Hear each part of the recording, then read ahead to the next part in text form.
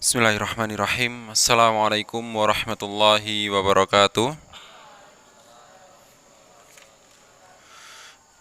Innal hamdalillah nahmaduhu wa nasta'inuhu wa nastaghfiruh wa na'udzu billahi min syururi anfusina wa sayyiati a'malina. Man yahdihillahu fala mudhillalah wa man yudlilhu fala hadiyalah. Asyhadu an la ilaha illallah wahdahu la syarikalah wa asyhadu anna Muhammadan abduhu wa rasuluh.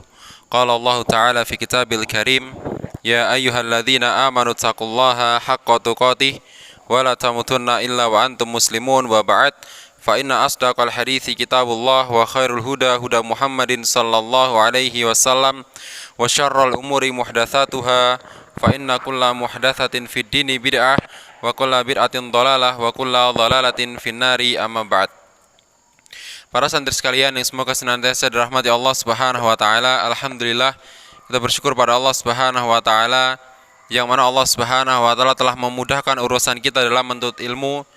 Allah Subhanahu wa taala telah memudahkan urusan kita untuk beribadah kepadanya, sehingga ini merupakan nikmat yang patut untuk senantiasa kita syukuri sebagai seorang penuntut ilmu. Nikmat di mana tidak semua pemuda bisa mendapatkan nikmat ini. Maka ingatlah hadis Rasulullah sallallahu alaihi wasallam yang berbunyi, sab'atun yudhilluhumullahu fi dhillihi yauma la dhilla illa dhilluh. Ada 7 golongan yang akan Allah berikan naungan, Allah berikan perlindungan nanti ketika hari kiamat, yang mana pada hari kiamat tidak ada yang bisa memberikan pertolongan kecuali hanya Allah. Ya, 7 golongan ini nanti akan mendapatkan naungan dari Allah. 7 golongan ya, bukan 7 orang. Maka 2 di antara 7 golongan tersebut adalah rajulun qalbuhu mu'allaqun fil masajid, yaitu seseorang yang hatinya terpaut dengan masjid. Ini akan mendapatkan naungan dari Allah Subhanahu wa taala. Makanya ketika para santri sekalian dianjurkan dan dibiasakan untuk memakmurkan masjid, ya untuk senantiasa sholat 5 waktu, itu pun berlaku ketika nanti masa liburan, ketika di rumah mendapatkan kesempatan untuk liburan, maka silakan dimakmurkan masjid di sekitarnya. Ya, dimakmurkan masjid di sekitarnya. Sudah punya ilmu tentang adzan, silakan adzan. Sudah punya ilmu tentang iqamah, silakan iqamah. Kalau diperbolehkan dan diperkenankan menjadi imam, silakan jadi imam. Ya, rajulun qalbuhu mu'allaqun fil masajid. Seseorang yang hatinya terpaut dengan masjid, dan ini berlaku sampai kita nanti meninggal. Terutama bagi yang laki-laki. Ya, salat 5 waktu wajib di masjid. Ya, dan berjamaah. Maka dari itu, maka hadis Rasulullah ini diperhatikan.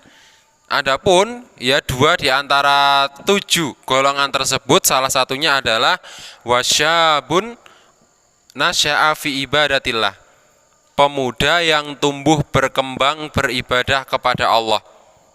Ya, pemuda yang tumbuh berkembang beribadah kepada Allah. Ini mereka nanti akan mendapatkan naungan. Tidak apa-apa kita tidak mengikuti tren yang ada di masyarakat. Tidak apa-apa kita tidak mengikuti gaya hidup yang sekarang sedang ramai di masyarakat, terutama di kalangan para pemuda. Tidak apa-apa kita bahasane kurang pergaulan, kurang gaul, dan sebagainya. Tidak masalah. Ya, akan tetapi jangan sampai kita menjadi pemuda yang tumbuh berkembang tidak dalam rangka beribadah kepada Allah. Ya, ketika mereka nongkrong aktif. Ya, kalau dalam bahasa anak-anak sekarang ketika mereka mabar aktif. Tapi ketika Allah Subhanahu wa taala memanggil lewat panggilan adzan kok enggak aktif. Ya. Ketika mereka membaca komik di rumah, membaca majalah dan sebagainya, rajin membaca sosial media, aktif. Akan tetapi ketika mereka membaca Al-Qur'an ternyata tidak aktif. Nah, ini menjadi suatu teguran untuk kita semuanya dan menjadi sebuah peringatan bahwasanya ini merupakan nikmat dari Allah. Ya, kita belajar supaya nanti menjadi pemuda yang tumbuh berkembang beribadah kepada Allah, itu merupakan nikmat yang besar dari Allah. Bagi yang laki-laki ini merupakan petunjuk, ini merupakan bekal yang luar biasa. Ya, yang mana nanti Saman akan menjadi pemimpin dalam sebuah keluarga. Yang mana nanti Saman akan mungkin menjadi pengganti dari seorang ayah. Ya, maka ilmu agama ini penting bagi samian semuanya ya untuk ya menjadi sebuah bekal. Dan ini juga berlaku untuk yang putri. Ya, ilmu agama yang didapatkan ya ini nanti menjadi petunjuk yang luar biasa untuk dirinya. Ya, hafalan yang dia punya itu nanti menjadi ilmu yang luar biasa untuk dirinya. Ya, maka ini tidak ada kesia-siaan sama sekali. Ya, maka duduknya kita di majelis ilmu ini atau di tempat ini tidak ada kesia-siaan sama sekali. Maka dari itu niatkan ikhlas karena Allah Subhanahu wa taala.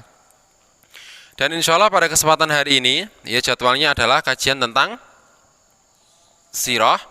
Karena Ustaz Andri berhalangan, maka kita undur jadwalnya insya Allah hari Sabtu, dan jadwal saya hari Sabtu maju, yaitu materi tentang adabul yaumiyah, adab-adab dalam kehidupan sehari-hari.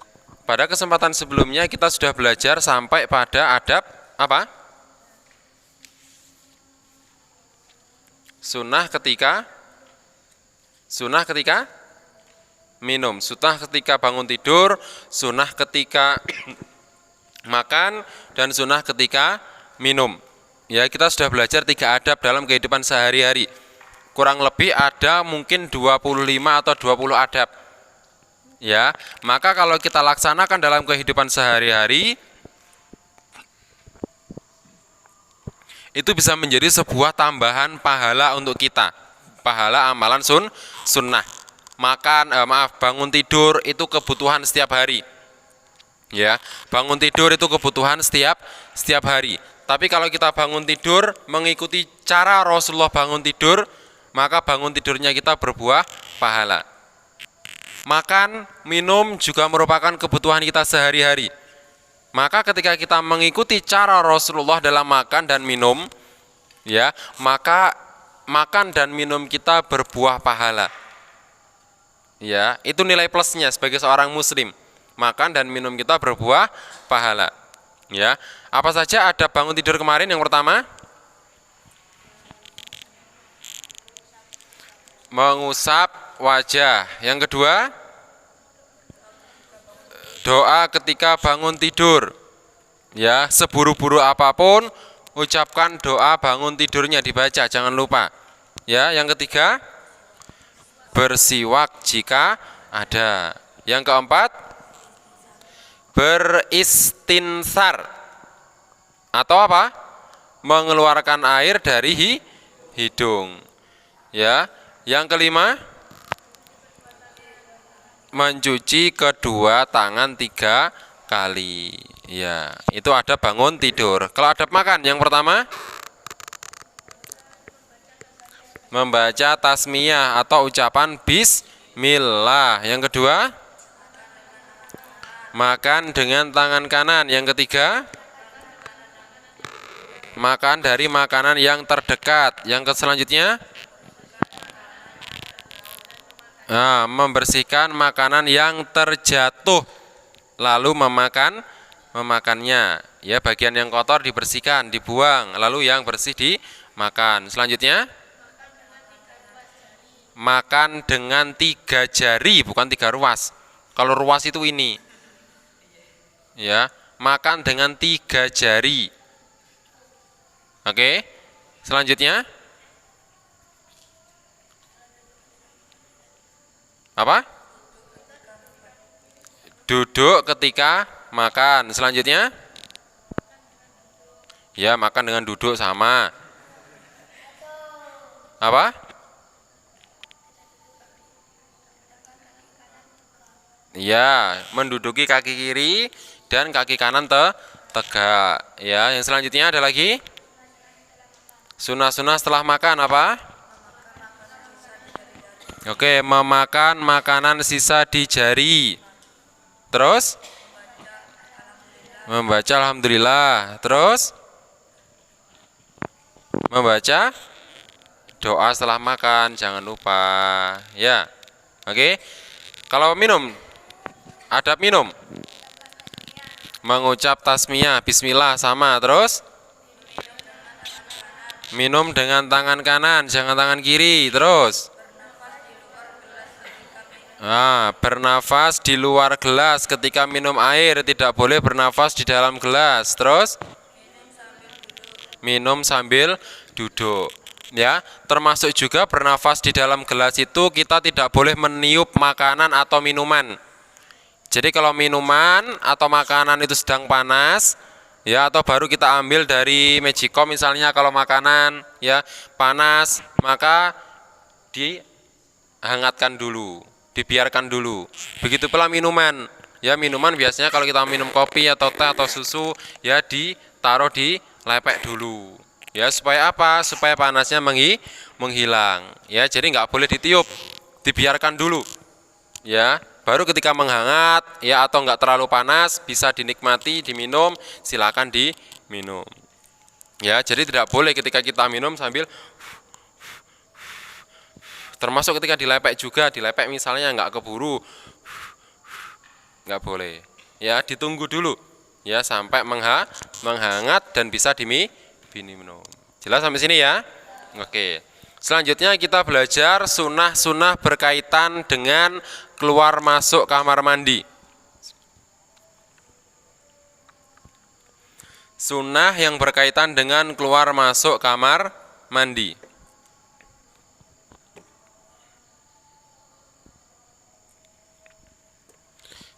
Ya.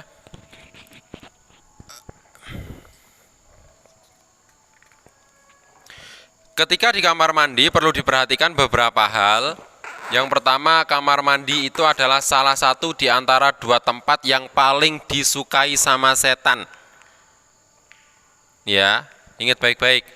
Maka jangan terlalu lama di kamar mandi. Ya, tidak boleh.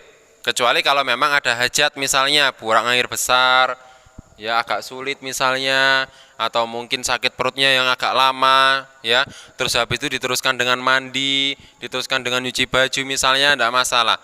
Tapi kalau seandainya cuma buang air besar, selesai sudah, mandi selesai sudah, nyuci baju selesai sudah, wudhu selesai sudah, jangan sampai dilama-lamakan.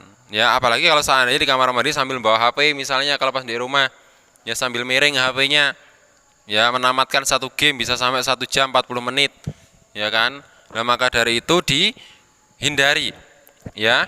Jadi kamar mandi merupakan salah satu tempat yang disukai sama setan. Maka dari itu jangan sampai berlama-lama di dalamnya. Tempat yang lain juga adalah pasar. Ya, selain kamar mandi, pasar adalah tempat yang paling disukai sama setan karena di dalamnya banyak sekali kecurangan-kecurangan, ketidakjujuran, ya, dalam jual beli misalnya, ada barang-barang yang kurang baik dijual, ya, tidak disampaikan cacatnya barang dan sebagainya, atau mungkin curang dalam harga, ya, itu sangat disukai sama setan. Maka jangan terlalu lama. Paham sampai sini ya? Oke. Di antara sunnah-sunnah yang berkaitan dengan keluar masuk kamar mandi, yang pertama adalah masuk dengan kaki kiri.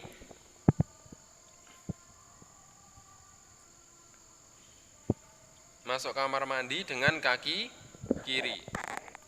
Dan keluar kamar mandi dengan kaki kanan. Jangan kebalik.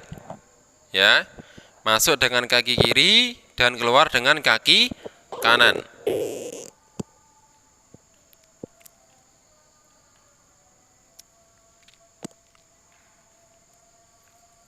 Ya. Ingat baik-baik ya, kalau kita masuk masjid, ya, kaki kanan dulu. Adapun ketika masuk kamar mandi, didahulukan apa? Kaki kiri dulu. Kalau keluar didahulukan kaki kanan dulu. Ya.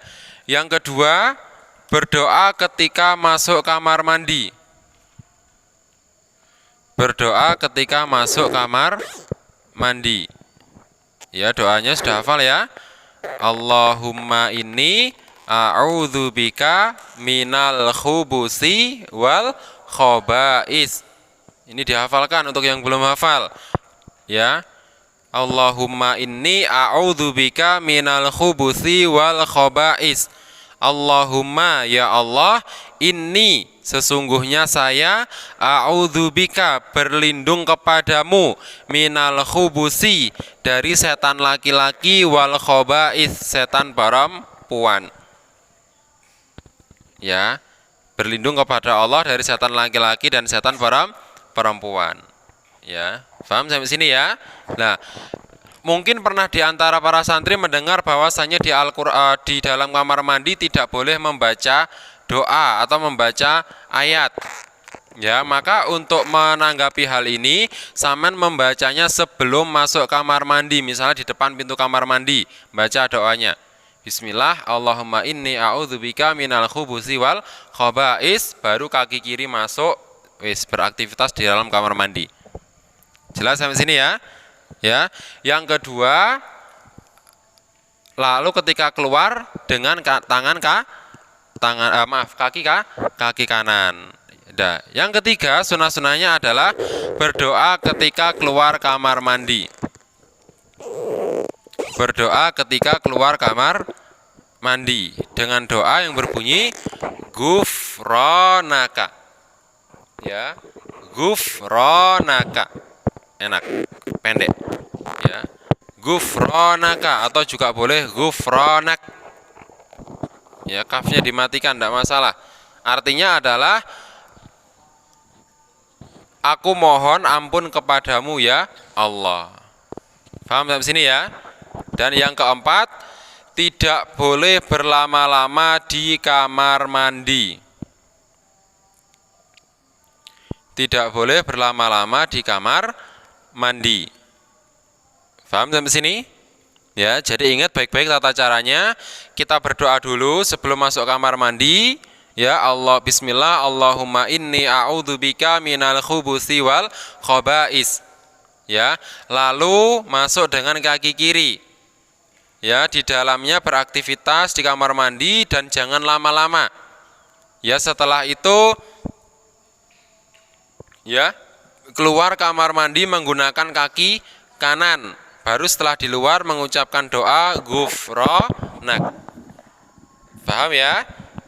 Ngerti sampai sini ya? Nah, itulah adab-adab ketika di kamar mandi. Dan juga mungkin ada beberapa kasus. Ya, beberapa kasus maksudnya adalah ketika tempat wudhunya ada di dalam kamar mandi. Ya, sementara nanti kita belajar bahwasanya sunnah ketika wudhu adalah salah satunya membaca tasmiyah, membaca kalimat bismillah. Maka tidak boleh dibaca di kamar mandi, maka baca di awal ketika sebelum kita masuk kamar mandi. Jadi digabung dengan doa masuk kamar mandi. Bismillah, Allahumma inni a'udzubika minal khubusi wal khaba'is. Baru kita mandi misalnya, kalau sudah selesai wudhu.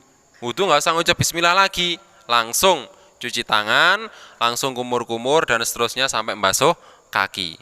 Ya, setelah itu pakai handuk, ya, ganti baju, selesai. Paham ya? Keluar dengan kaki kanan mengucapkan doa keluar kamar mandi, Ghufranak. Paham sampai sini ya? Ya, tata cara masuk kamar mandi paham ya? Nah, tolong ini dipraktekkan dalam kehidupan sehari-hari. Nah, kalau kita bisa mempraktekkan hal ini, kita mendapatkan pahala tambahan. Ya, kita mendapatkan pahala tambahan, pahala sunnah. Ya, pahala melaksanakan sunnah. Ya, maka dari itu jangan sampai ditinggalkan seburu-burunya kita. Ya, seburu-burunya kita.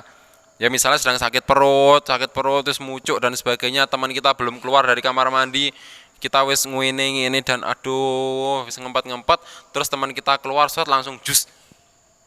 Ya, tanpa lihat kaki mana dulu yang masuk, tanpa baca dulu, baca doa dulu. Ya, maka tetap ya meskipun dengan situasi yang demikian diusahakan untuk tetap menerapkan sunnahnya. Paham ya? Oke. Selanjutnya sunnah dalam wudhu. Ini sudah kita bahas kemarin ketika bab fikih ya. Kita tambahkan sedikit beberapa hal. Sunnah dalam wudhu.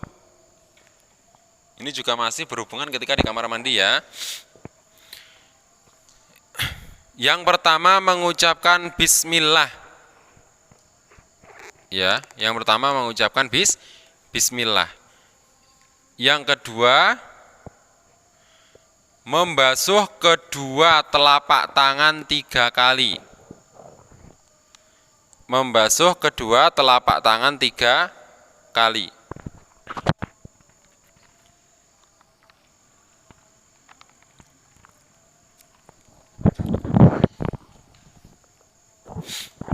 Yang ketiga, mendahulukan kumur dan istinsyak.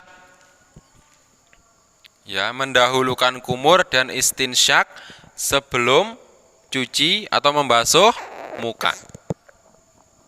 Ya. Mendahulukan kumur-kumur dan istinsyak sebelum membasuh muka. Istinsyak apa istinsyak? Memasukkan air ke dalam hidung, ya.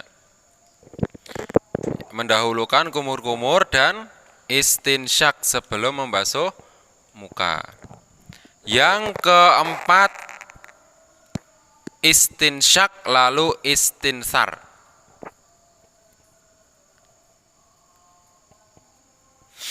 Istinsyak lalu istinsar. Ya.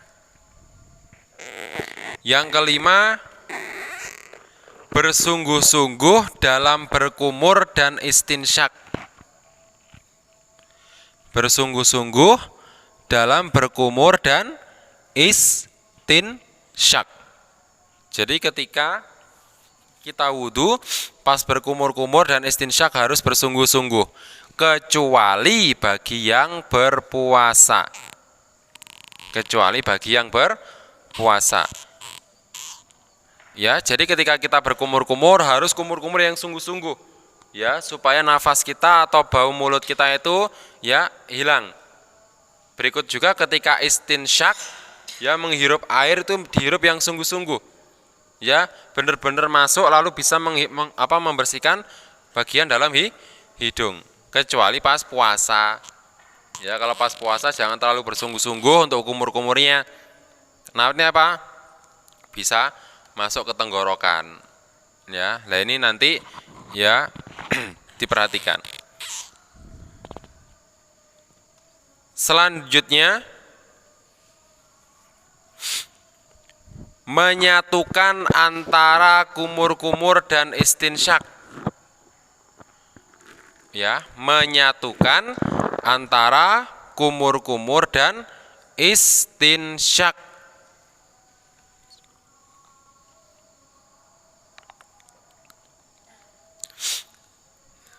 Menyatukan antara kumur-kumur dan istinsyak dalam satu cidukan tangan. Ya, dalam satu cidukan tangan. Nah, kemarin kita sudah belajar ya, ambil air dulu, sebagian dihirup untuk kumur-kumur ke mulut, sebagian dihirup ke hidung. Ya, jadi kurang tepat kalau kita praktekkan wudhu dulu 3 kali, 1, 2, 3, lalu membersihkan hidung 1, 2, 3, itu kurang tepat. Ya, yang benar adalah berkumur dan istinsyak itu dijadikan satu gerakan. Paham ya? Dan ini insya Allah butuh latihan ya, supaya kita bisa mengkondisikan supaya airnya bisa benar-benar sebagian masuk ke mulut untuk kumur, sebagian bisa masuk ke hidung untuk membersihkan hidung. Hari ini berdasarkan hadis Rasulullah SAW riwayat Bukhari Muslim yang berbunyi, "Tsumma adkhala yadahu fatamat madha wastansyaqa min kaffin wahidatin." Kemudian Nabi memasukkan tangannya ke dalam bejana. Apa itu bejana? Wadah air. Lalu ia berkumur dan beristinsyak dari satu cidukan telapak tangan. Ya, lalu ia berkumur dan beristinsyak dari satu cidukan tangan. Jadi enggak 1, 2, 3 kumur-kumur, lalu hidung 1, 2, 3. Ini bukan satu cidukan tangan, 6. Ya, jadi 1, 2 hidung, 3 mulut hidung, 3 pas. Ya, dan ini sekali lagi butuh latihan. Oke. Selanjutnya bersiwak. Bersiwak.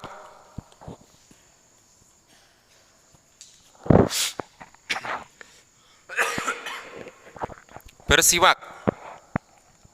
Ya. Bersiwak ini kapan? Bersiwak dilaksanakan tentu saja sebelum berwudu. Berdasarkan hadis Rasulullah Shallallahu alaihi wasallam yang berbunyi, laula an asyukka ala ummati, kalau saya tidak khawatir memberatkan umatku, la amartuhum bisiwaki ma'akulli wudu'in, maka aku akan memerintahkan mereka untuk bersiwak setiap kali wudu. Ya, kalau aku tidak takut memberatkan umatku, kata Rasulullah, maka aku akan memerintahkan kepada mereka untuk bersiwak setiap kali wudu. Ya, tapi Rasulullah takut membebani umatnya, ya, sehingga tidak diperintahkan, tidak diwajibkan, tapi berhukum sunnah. Ya, jadi silakan kalau ada siwak, ya sebelum wudu bisa dipakai dulu siwaknya, lalu dikasih saku, baru wudu. Paham ya? Ya, itu bersiwak. Selanjutnya, ini untuk yang laki-laki kemarin kita bahas, yaitu menyela-nyela jenggot yang lebat atau menyela-nyela jenggot. Ya, ketika membasuh muka. Ya, menyela-nyela jenggot ketika membasuh muka. Berdasarkan hadis Rasulullah Shallallahu alaihi wasallam yang berbunyi, annan nabiyya sallallahu alaihi wasallam kana yukhallilu lihyatahu. Ya, Nabi Shallallahu alaihi wasallam menyela-nyela jenggotnya. Hadis diriwayatkan oleh Imam At-Tirmidzi.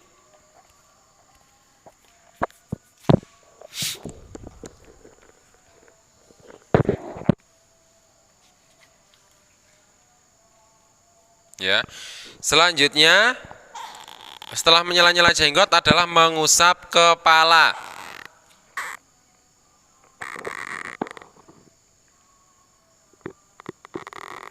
Ya, mengusap kepala. Ya, mengusap kepala kemarin sudah jelas ya tata caranya ya. Ya, mengusap kepala dari bagian depan ke belakang, lalu diarahkan ke depan lagi, lalu dimasukkan tangannya ke telinga. Berdasarkan hadis Rasulullah Shallallahu alaihi wasallam, wa masaha Rasulullah Shallallahu alaihi wasallam bi ra'sih fa aqbala bi yadayhi wa adbara. Kemudian Rasulullah Shallallahu alaihi wasallam mengusap kepalanya, lalu menjalankan kedua tangannya ke belakang dan mengembalikannya. Menjalankan kedua tangannya ke belakang dan mengembalikannya. Ya, dan mengembalikannya. Artinya dilaksanakan dalam satu kali gerakan. Yang selanjutnya, menyela-nyela jemari.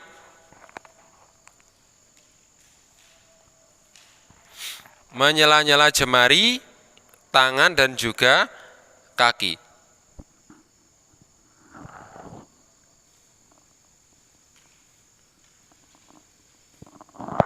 Menyela-nyela jemari, kedua tangan dan kedua kaki. Berdasarkan hadis Rasulullah Shallallahu alaihi wasallam, asbigil wudu wa khallil bainal asabi'. Sempurnakanlah wudu dan basuhlah sela-sela jemari. Ya, jadi ketika sampean sedang mencuci tangan juga ada sunnah untuk menyela-nyela jemari.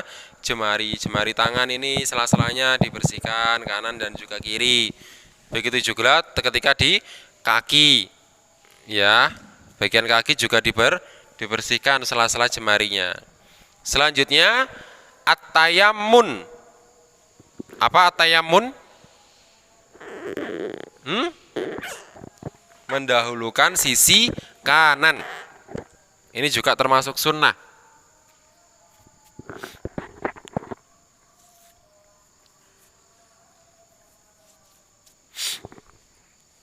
Ya, tayamun atau memulai dari sebelah kanan.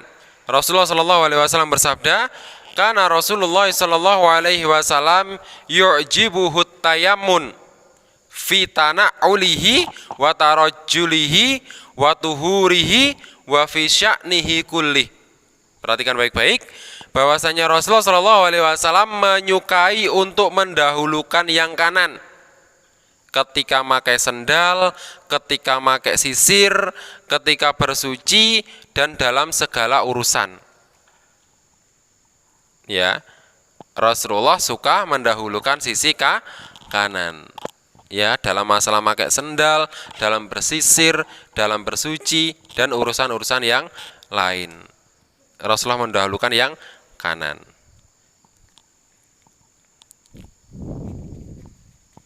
Ya, selanjutnya di antara sunnah wudhu adalah berwudhu dari rumah. Ya, bagi yang berangkat ke masjid, berwudhu dari rumah. Ini sunnahnya.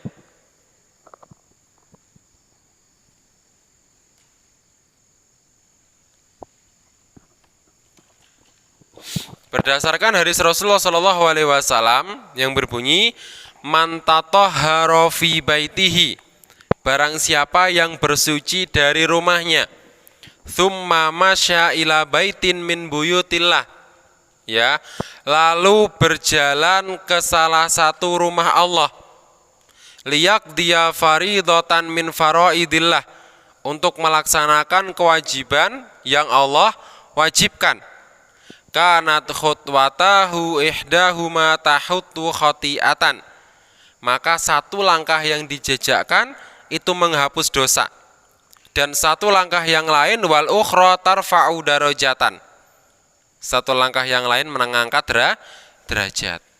Ya, jadi kalau kita hendak ke masjid, berwudu dulu dari rumah, kita punya banyak keuntungan.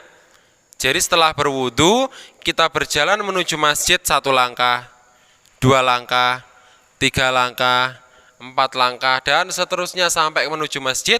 1 langkah menghapus dosa, 1 langkah meninggikan derajat, 1 langkah menghapus dosa, 1 langkah meninggikan derajat, 1 langkah menghapus dosa, 1 langkah meninggikan derajat.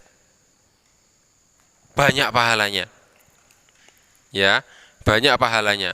Maka dari itu berbahagialah ya ketika mendapatkan banyak langkah ketika ke masjid. Maka ini menjadi sebuah semangat juga bagi para santri sekalian yang mungkin berusaha untuk memakmurkan masjid yang ada di dekat rumahnya nanti.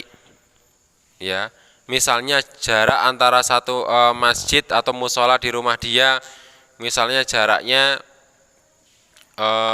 mana ya, sini sampai batas, ya, batas Sumber Manjing itu, ya, maka silakan jalan kaki, nggak masalah. Ya, atau mungkin rumah masjid di tempatnya, kalau di Sumber Manjing rumahnya di depan SMK misalnya, lalu masjidnya ada di Asalam, jalan kaki, di jalan kaki. Semakin banyak langkahnya, semakin banyak pahalanya, dan semakin juga ya, semakin banyak langkahnya, semakin banyak dosa yang berguguran, semakin tinggi derajat di sisi Allah. Ya, maka berbahagialah ketika di rumah kok ada ya musola yang agak jauh. Ya, kalau memungkinkan untuk berjalan kaki, silakan berjalan kaki. Ya. Nah, ini merupakan sebuah motivasi yang luar biasa dari Rasulullah. Ini belum masuk masjid loh ya. Ini belum masuk masjid. Baru berjalan menuju masjid, wudu dari rumah lalu berjalan menuju masjid. Ya, 1 langkah dapat penghapusan dosa, 1 langkah yang lain meninggikan derajat, 1 langkah lagi menghapus dosa, begitu seterusnya. Ya, bayangkan kalau seandainya ya 1 langkah yang kita jejakkan itu turun uang 100.000, maka kita kalau ke masjid insya Allah bawa kresek merah gede. Ya, 1 langkah seret turun 100.000, 1 langkah lagi seret turun 100.000, 1 langkah lagi 100.000, bisa-bisa nyampe masjid kreseknya penuh. Ya, nah maka dari itu ya, ini merupakan motivasi yang luar biasa. Ya, kenapa Allah sediakan demikian? Karena ada tabungan pahala atau tabungan amal soleh yang bisa kita ambil nanti ketika hari kiamat. Ya, jadi amal soleh yang kita lakukan itu ada 2 versi balasan. Yang pertama balasan di dunia, ya, yang kedua nanti balasan di akhirat. Dan balasan di akhirat adalah berupa pahala-pahala tersebut yang kita usahakan dari amal ibadah. Paham semuanya ya? Oke. Selanjutnya adalah berhemat menggunakan air. berhemat dalam menggunakan air. Kana Nabi sallallahu alaihi wasallam yatawaddau bil muddi. Rasulullah sallallahu alaihi wasallam berwudu dengan satu mud. Ya. Rasulullah sallallahu alaihi wasallam berwudu itu dengan satu mud itu segini. Ya. Nah, beliau bersuci dengan segini. Ya. Maka dari itu kita nggak boleh berboros-borosan ketika menggunakan air wudu. Ya, yang selanjutnya adalah sholat 2 rakaat setelah wudu. Sholat 2 rakaat setelah wudu. Berdasarkan hadis Rasulullah Shallallahu Alaihi Wasallam, man tawaddo'a nahwa wudu'i hadza, barang siapa yang berwudu seperti wuduku ini, ya, seperti wudu yang sudah kita pelajari kemarin ya, tata cara wudu yang sempurna ya. Summa sholla rakaataini, lalu sholat 2 rakaat, la yuhaddisu fihi ma nafsahu, ya, ia tidak berbicara di dalam dirinya. Maksudnya ketika sholat 2 rakaat tadi dia konsentrasi, nggak mikir kemana-mana. Ghufira lahu ma taqaddama min dzanbi, maka diampuni dosa-dosa yang telah lalu. Diampuni dosa-dosa yang telah berlalu. Enak. Kemarin kita sudah puasa Asyura. Dosa-dosa kita yang lalu diampuni. Nah, sekarang kita sholat 2 rakaat setelah wudu. Dosa yang lalu diampuni lagi. Nanti sholat 2 rakaat lagi setelah wudu, dosa-dosa yang lalu diampuni lagi. Gitu terus. Ya, maka bagaimana mungkin kita tidak bersih dari dosa? Insya Allah bersih dari dosa. Ya, meskipun demikian, ya jangan sampai beropini, jangan sampai berpendapat, aku nggak apa-apa ngelakoni dosa. Ya, nanti saya tak wudu lalu sholat 2 rakaat supaya dosa saya yang tadi diampuni. Nah, ini tentu saja pernyataan atau pendapat yang salah, yang keliru. Ya, sebisa mungkin ya yang namanya dosa untuk dihindari, jangan sampai dilakukan. Oke.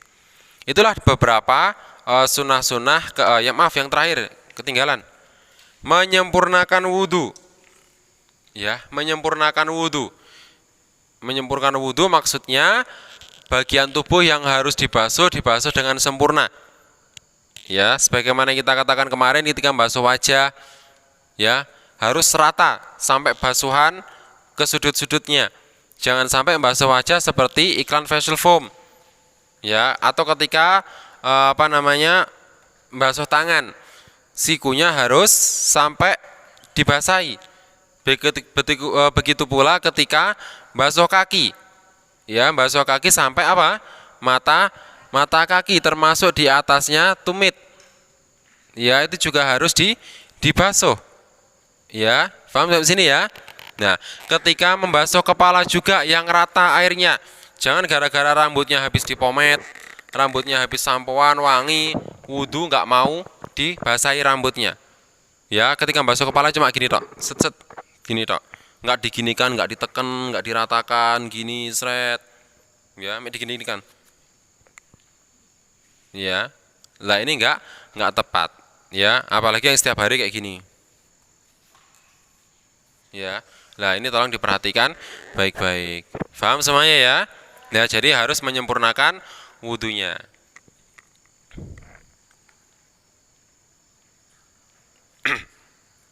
Nah, yang terakhir di sini ada beberapa faedah mengikuti sunnah dalam wudu.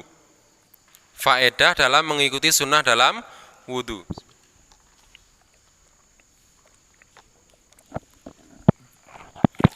Ya, di antara faedah dari mengikuti sunnah Rasulullah dalam wudu yang pertama adalah akan keluar dosa-dosa dari tubuhnya. Akan keluar dosa-dosa dari tubuhnya. Akan keluar dosa-dosa dari tubuhnya. Berdasarkan hadis Rasulullah Shallallahu Alaihi Wasallam, man tawaddo'a fa ahsanal wudu, barang siapa yang berwudu lalu disempurnakan wudunya, kharajat khotoyahu min jasadih, maka keluarlah dosa-dosa dari tubuhnya. Hatta takhruja min tahti adfarihi, sampai keluar dosa-dosa tersebut dari bawah kuku jarinya. Ya, sampai keluar dosa-dosa tersebut dari bawah kuku jarinya. Hadis riwayat Muslim. Ya, jadi kalau kita berwudu dengan wudu yang sempurna, maka dosa-dosa kita keluar. Ya, mengalir sebagaimana turunnya air ketika berwudu.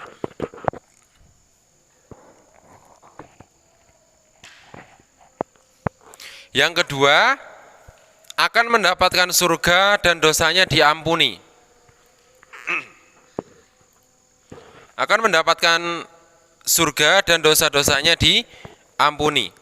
Rasulullah Shallallahu Alaihi Wasallam bersabda, "Ma minkum min ahadin yatawaddo, barang siapa di antara kalian yang berwudu, fayuhsinul wudu'a, lalu dia membaguskan wudunya, menyempurnakan wudunya, tsumma yaqumu fayarka'u raka'ataini, lalu dia berdiri menegakkan sholat sunnah 2 rakaat, yuqbilu biqalbihi wa wajhihi, dia khusyuk dalam hati, ya, dan dalam keadaan tunduk, illa wajabat lahul jannah wa ghufira lahu, kecuali diwajibkan untuk dia nanti masuk surga dan dosanya akan diampuni.